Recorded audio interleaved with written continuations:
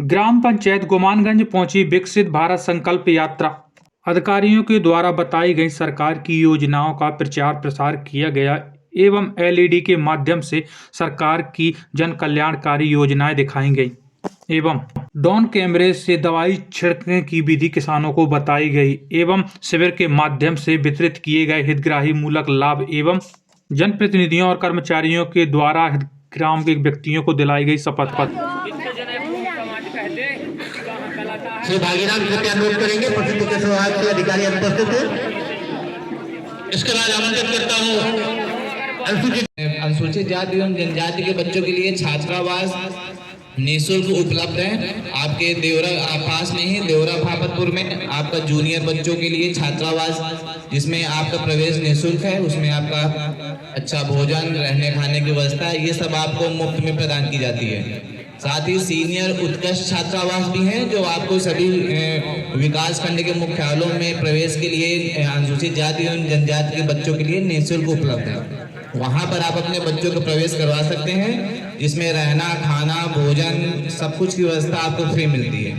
साथ में अनुसूचित जनजाति के लोगों के लिए अगर कोई स्वरोजगार करना चाहता है तो उसके लिए उपलब्ध करवाया जाता है, धन उपलब्ध करवाया जाता है, जिसमें पहली है भगवान बिरसा मुंडा स्वरोजगार योजना, जिसमें 1 लाख से लेकर के 25 लाख रुपए तक का अगर कोई अपना व्यवसाय शुरू करना चाहता है तो हमारे विभाग द्वारा प्रदान किया जाता है, जिसकी ब्याज की राशि आपको नहीं देनी है, वो विभाग द्वारा वहन किया जाता है।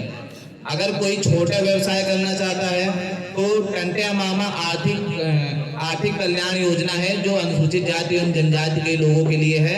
इसमें आपको 10,000 से लेकर के रुपए 1 लाख तक की परियोजनाएं के लिए बैंकों के माध्यम से ऋण दिलवाया जाता है, जिसमें ब्याज आपका विभाग वहन करता है। और इसके साथ ही मुख्यमंत्री अनुसूचित जनजाति की बहुत सारी विशेष परियोजनाएं हैं। ये आप जो है MP ऑनलाइन के माध्यम से समस्त पोर्टल होता है, उस पर जाकर भी आप किसी भी कंप्यूटर की शॉप से, आप अपने ही ग्राम पंचायत से या किसी भी कंप्यूटर की दुकान में जाकर के आप जानकारी ले सकते हैं और आवेदन कर सकते हैं। अगर और अधिक जानकारी के लिए आपके विभाग से भी आप संपर्क कर सकते हैं। धन्यवाद। मैं उपस्थित किसान साथियों, कृषि विभाग में किसानों के हित के लिए बहुत सारी योजना चलाई जा रही है, जिसमें नैनो उर्वरक उपयोग यह तरल खाद है, तरल यूरिया के रूप में उपयोग कर हम अपनी खेती में, और अभी आप लोगों के बीच में अभी तक हम शुरुआत से पहले हम दवाई का छिड़काव करना चाहते थे फसलों में, तो उसमें झाड़ू बाल्टी में दवाई और पानी घोल करके झाड़ू से छिड़काव करते थे। फिर इसके बाद धीरे धीरे किसान जागृत हुए, स्प्रे पंप का उपयोग करने लगे। अब उसमें ही जो है तो बहुत सारे ऐसे स्प्रे आने लगे। साथ ही अब ड्रोन से जो हमारे जागरूक किसान साथी हैं और एक दिन में काफी एरिया में उससे छिड़काव होता है। ड्रोन का प्रयोग अभी प्रदर्शन दिखाया जाएगा आप लोगों के बीच में। साथ ही सॉइल हेल्थ कार्ड योजना के तहत किसान अपने खेतों की मिट्टी का परीक्षण करा के खेत की मृदा का स्वास्थ्य परीक्षण करा सकते हैं।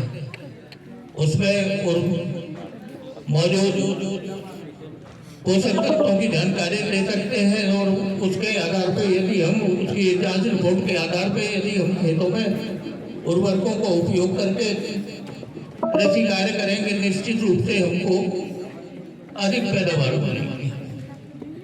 उन्नत कृषि यंत्र उपयोग, उन्नति कृषि यंत्रों की योजना चलाई जा रही है, जिसमें हस्तचलित एवं शक्ति चलित यंत्रों का प्रदाय किया जाता है। हस्तचलित कृषि यंत्रों में कीमत का 50% अधिकतम 3800 रुपये। इसी तरह शक्ति चलित कृषि यंत्रों में अलग अलग कृषि यंत्रों में अलग अलग अनुदान देय होता है। इसके लिए ऑनलाइन आवेदन करना होता है। ऑनलाइन प्रक्रिया के माध्यम से किसानों को प्राप्त होते हैं। प्रधानमंत्री कृषि सिंचाई योजना, प्रधानमंत्री कृषि सिंचाई योजना के अंतर्गत किसानों को पाइपलाइन स्प्रिंकलर सेट प्रदान किए जाते हैं। पाइपलाइन स्प्रिंकलर सेट 2 हेक्टेयर से अधिक जमीन वाले किसानों को 45% एवं 2 हेक्टेयर से कम जमीन धारक किसान को 55% का अनुदान प्राप्त होता है। साथ ही प्राकृतिक खेती के तहत किसान अपने स्वयं के द्वारा आसपास कूड़ा करकट, गोबर खाद आदि से या से बहुत अच्छी खाद, जैविक खाद बना करके अपने खेतों में उपयोग कर सकते हैं। उपयोग करेंगे तो निश्चित है कि बेहतर परिणाम मिलेंगे। आज हमारा किसान जैविक खेती को एकदम से भूलता चला जा रहा है। पहले हम उसके अंतर्गत हरी खाद बनाकर बहुत अच्छी खाद होती है। बरसात के मौसम में शुरुआत में ही हरी खाद के लिए हम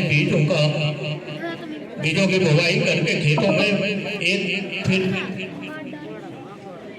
बड़े होने के बाद मिट्टी पलटने वाले हल से उसको दबा देते हैं और वह खाद बन जाता है।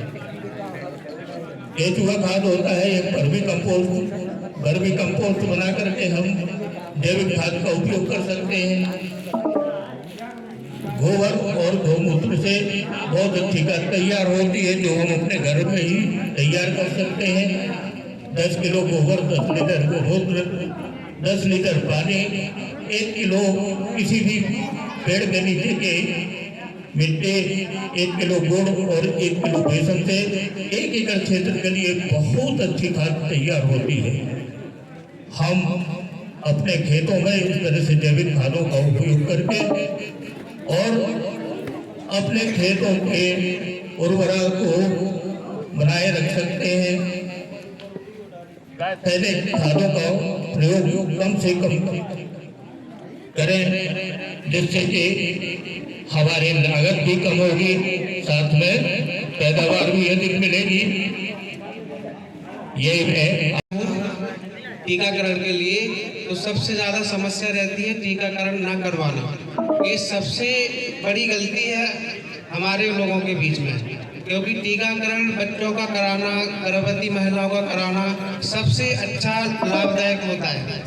और कुछ समस्या ऐसी भी है, बीपी के मरीज भी रहते हैं, डायबिटिक भी रहते हैं, अस्थमैटिक भी रहते हैं और टीबी के भी मरीज रहते हैं। ये अपने आप में छुपाना चाहते हैं, मतलब कि एक दूसरे से बताना नहीं चाहते।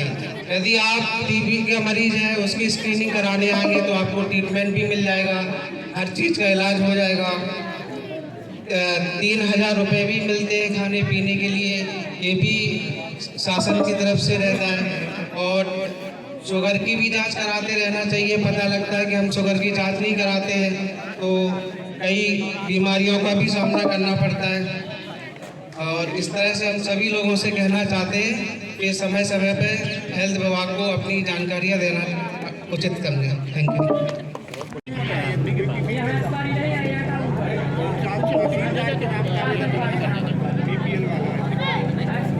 पटवारी से लगवाओ रिपोर्ट।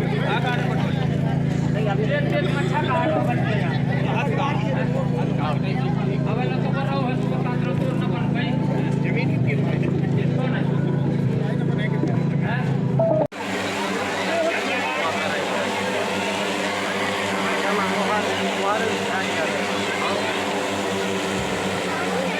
जैसी काल मैंने लगाई है तो भी पानी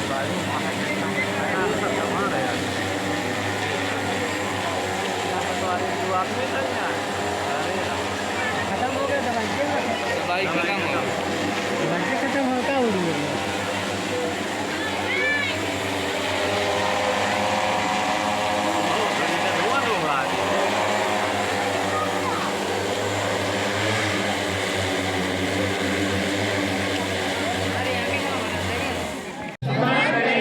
नागरिक होने का कर्तव्य निभाएंगे। भारत माता की, भारत माता की।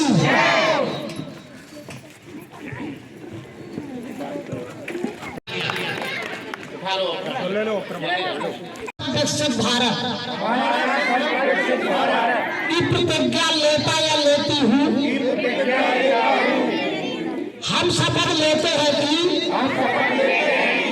भारत को 2047 तक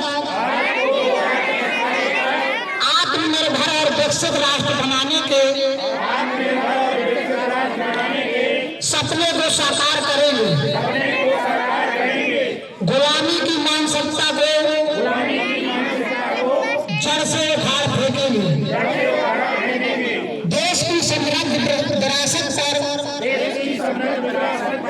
गर्व करेंगे। भारत की एकता को सुदृढ़ करेंगे और देश की रक्षा करने